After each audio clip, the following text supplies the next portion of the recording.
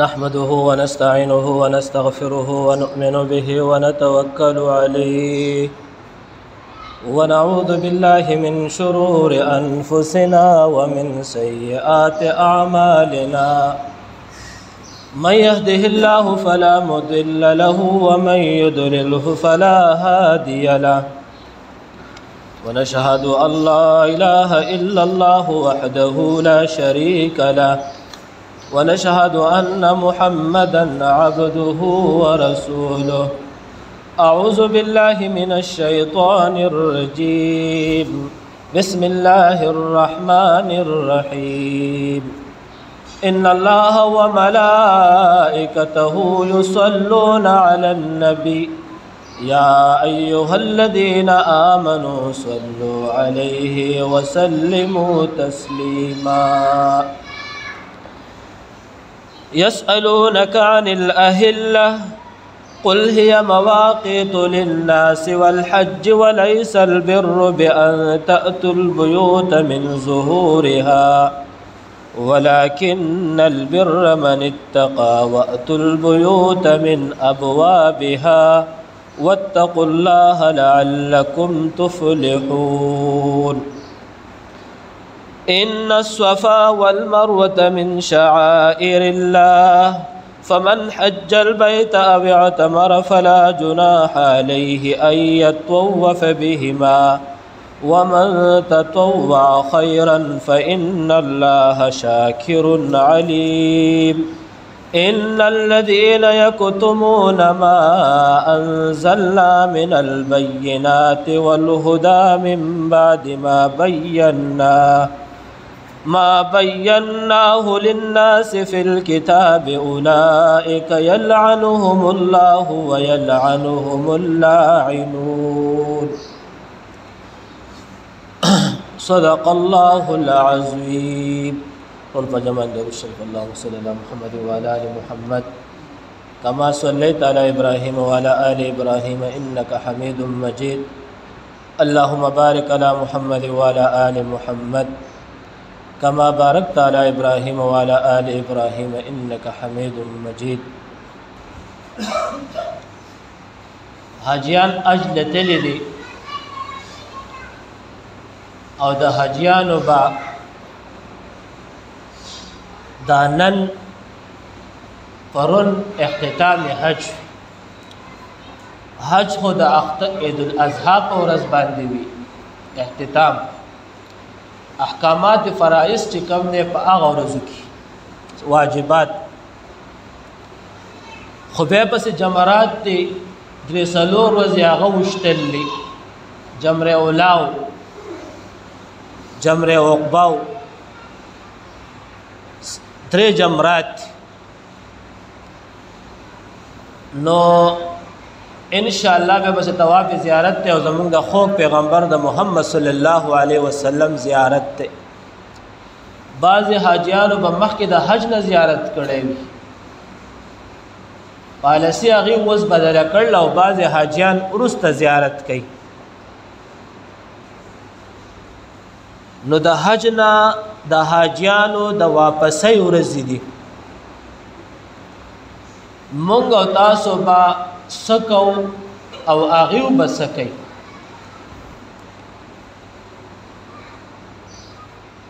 نمبر 1 نبی صلی الله علیه وسلم د دور سره د جاهلیت زمانه و دا غینه لګوړان دي خو تاسو موږ په ځین کې یو خبره یاد وساتو چې دا بیت الله د الله رب العزت دا کور دا د اوسنه نه دا د هغه د آدم علی السلام نه واخلا او تر ورځ د آخرت پورې د قیامت پورې با د دې عزت د دې احترام دا زمونږ او تاسو د ټول انسانیت د مخلوقات په ځل کې وی نو په هغه دور کې با احترام د حج او د حاجی په یو انداز وو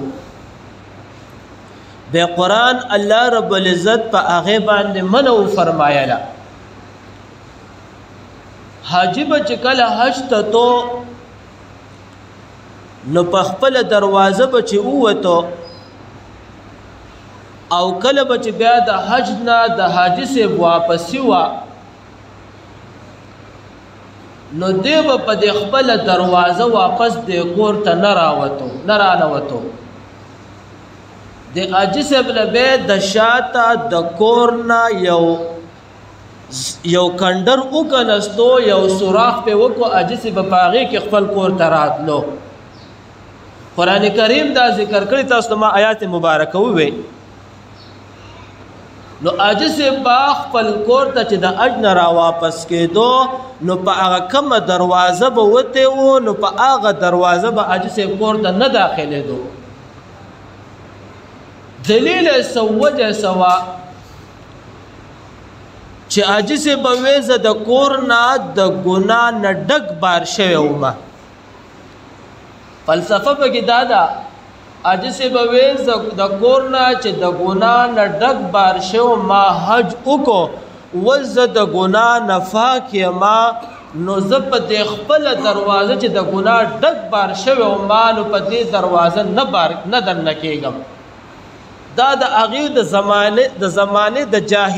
د جاهلیت سوچ و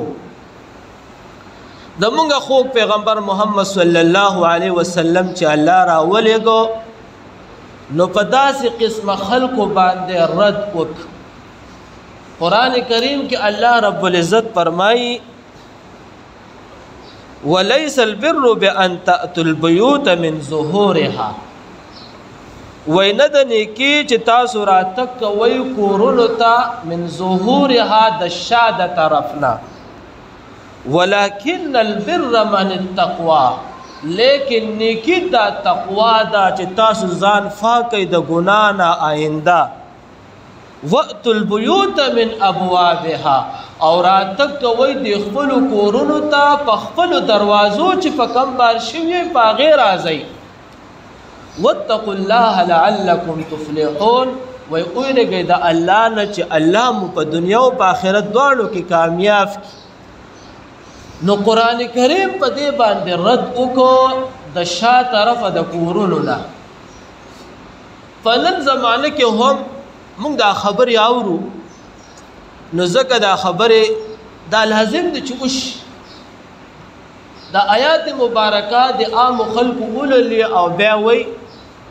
چې حاجي صاحب ته کور دا دروازه بهترینه کول رنگ روغن پې لګول ګلان لګول ما داسې ډېر واورېدل د دې بعضې نیمچه غونته کې مولیانو نه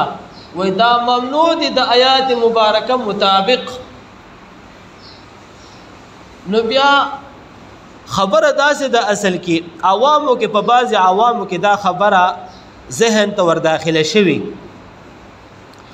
نو الله رب العزت تاسو داسې نه دی ویلي چې تاسو حاجي صاحب ته کور مه چمکاوا کوئ حاجي صاحب ته وایي کور چمکاو کوئ د حاجي صاحب یو عزت او یو احترام وش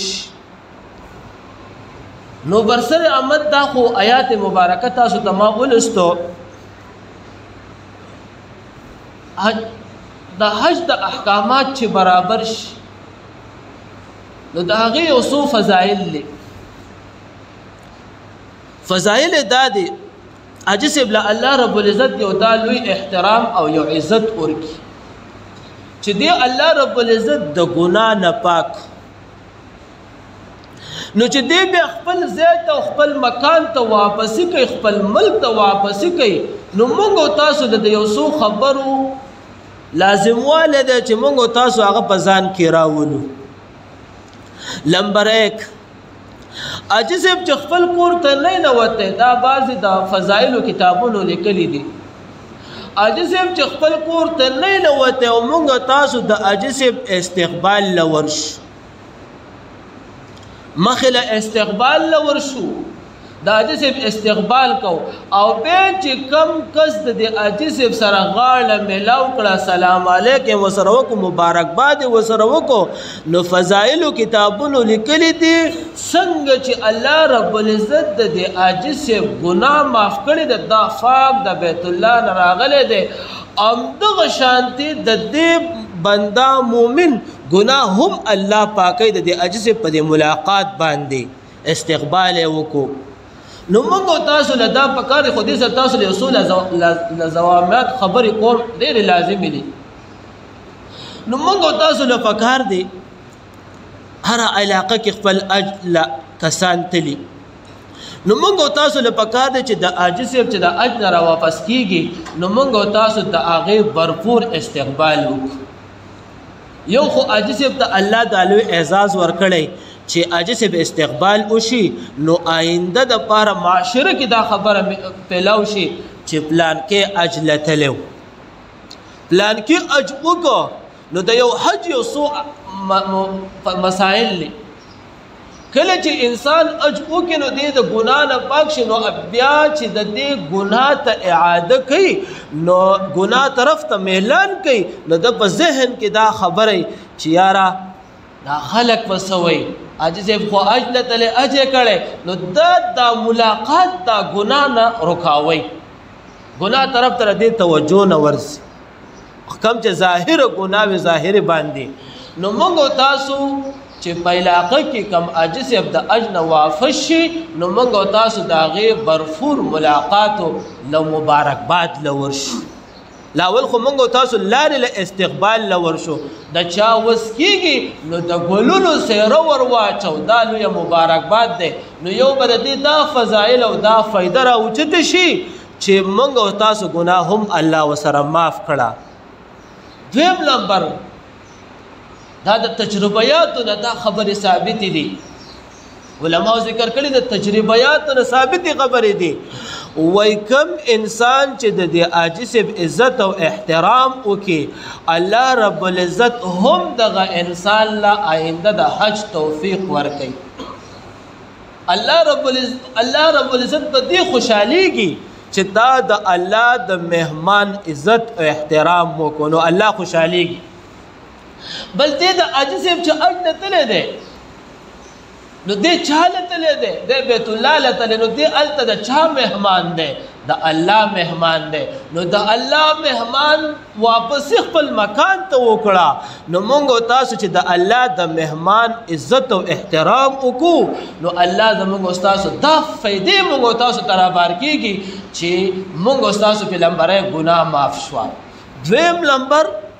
منگو تاسو له هم الله رب العزت د حج توفیق راکړي الله په دې خوشاليږي چې تا زما د مهمان عزت وکړو احترام وکړو نو دا مهمان نوازي الله هم دغه مؤمن بنده ته ورنصیب کوي دا فضایل فائدہ ده نو منگو تاسو چې حاجی صاحب را واپس شي نو منگو تاسو له پکار دي چې داغه استقبال وکړو لارو لا پاک دویم نمبر په معاشره کې دا خبره تاسو ته ما دا ویلا چې حاجی صاحب ته کور چمکا کول ګلال لګول دروازه وته خسته کول دا په شریعت کې ممنوع نه دي حاجی صاحب دا د حاجی صاحب یو احترام دی یو عزت دی نو چې کله حاجی صاحب خپل کور ته راځي نو موږ تاسو حاجی صاحب ته په لارو باندې هم استقبال وکړو او بیا هغه ته کور چمکاو کو چې حاجی صاحب په خپل دروازه راشي چمکاو کولو دروازه باندې راشي ها کله حاجی صاحب دا سوچ وي چې زه په دې پاکه دروازه وته په دې دغه دروازه وته ګناه نه ډکم او په دې دروازه وته ما او په دې دروازه باندې کور ته نه داخليږم په بل دروازه داخليږم نو ګوره دا شرکی عقیده ده دا هغه د مشرکانو عقیده ده چې کور کې به شا طرف نه کور دروازه جوړ کړه په هغې به داخل شول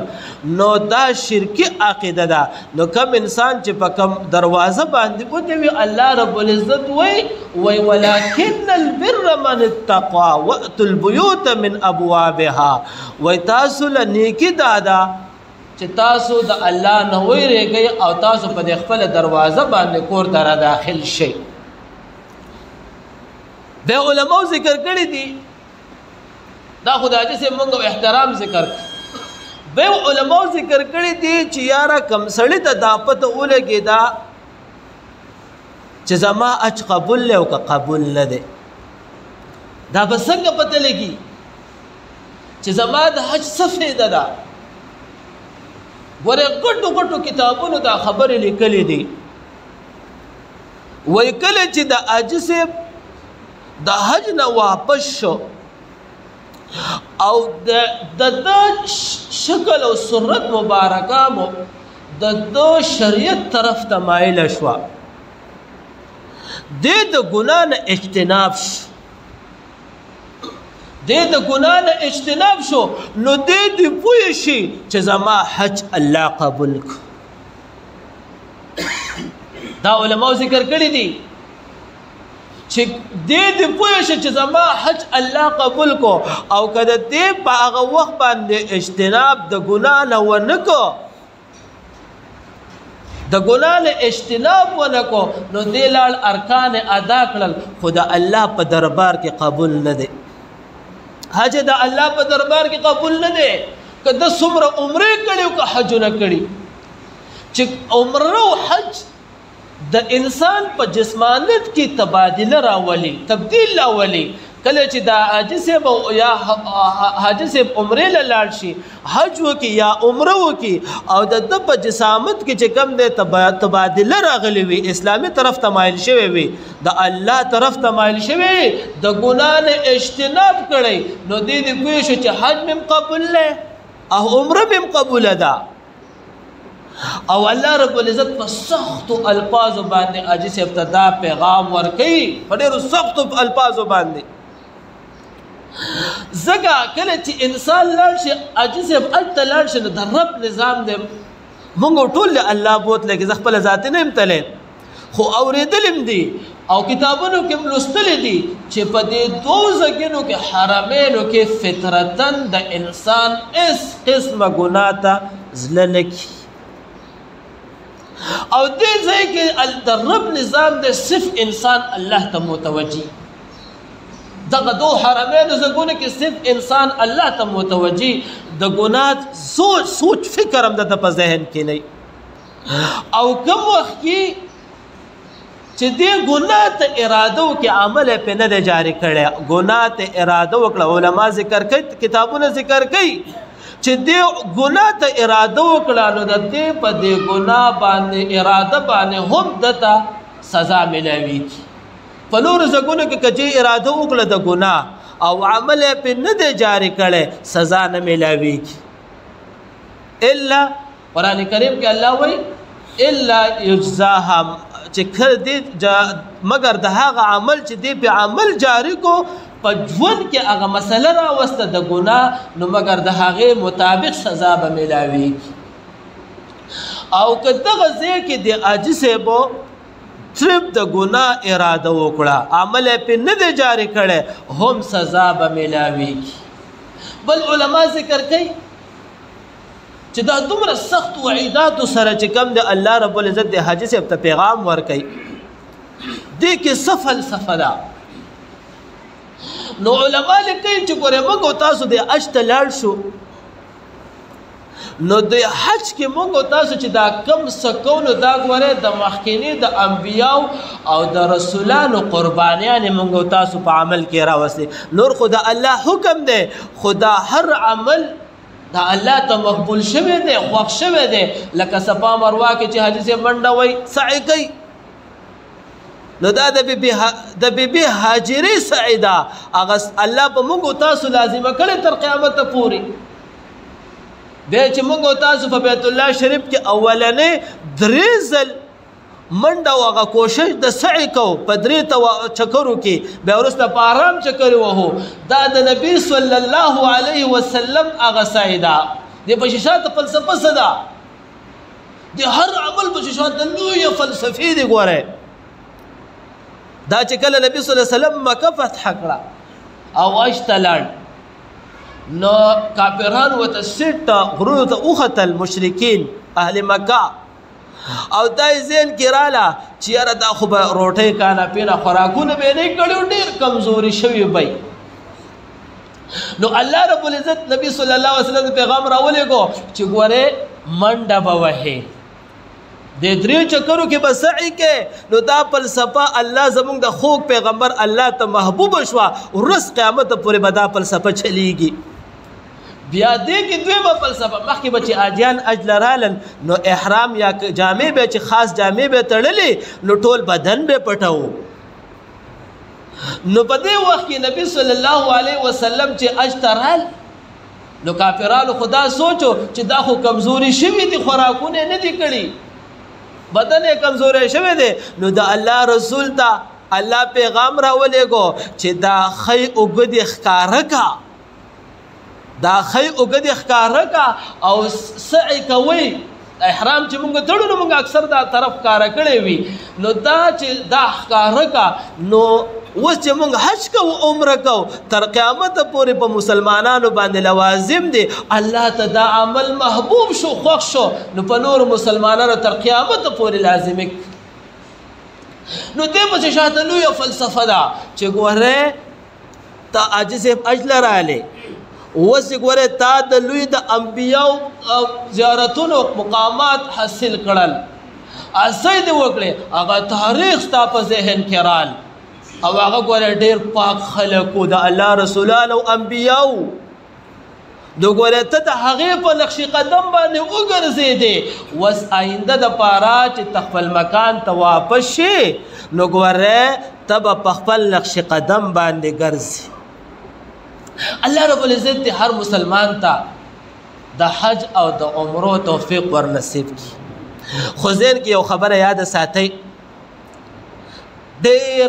د تجربیاتو نه ثابتې خبرې د تجربیاتو خبرې درته کوم چې یو سړی وایي چې زه د حج وکم او یو سړی وایي چې زه د عمره وکم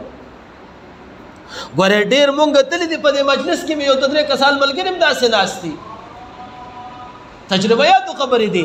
نو دغه دا وایي چې دې د شروع نه د حج اراده ولري